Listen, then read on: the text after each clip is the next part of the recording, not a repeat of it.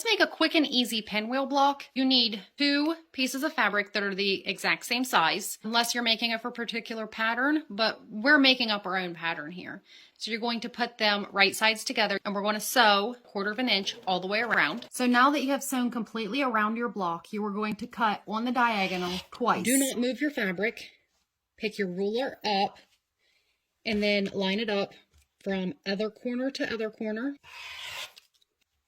Now you've got these tiny little half square triangles. Okay, so they're pressed open, but before we go any further, we're going to square them up because they're not perfect. They're cut on the bias. They could get stretched a little bit when you're ironing. You're going to try not to, but it happens. We're going to take this ruler or a ruler similar that has the diagonal line. We're going to line this up. It's about 2 3/4, but not square.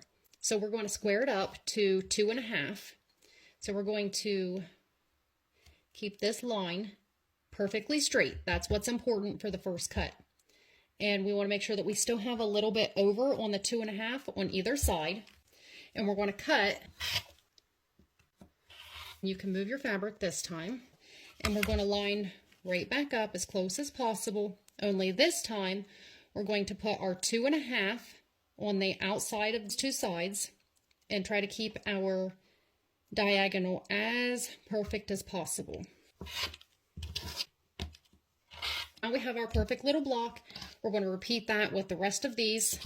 Next up is to take your pinwheel and chain piece the top and then the bottom. We're just going to fold them directly over.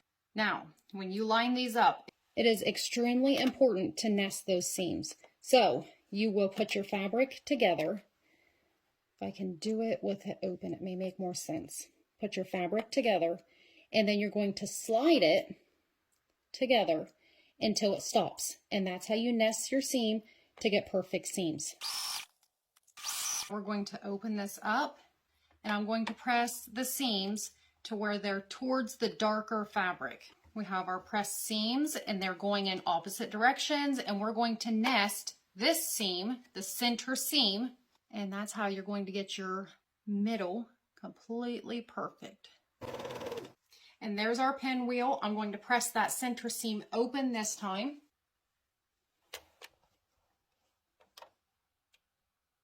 So as you can see, the points are literally perfect on this pinwheel. It's easy, takes a little bit extra work doing the trimming, but it is so worth it.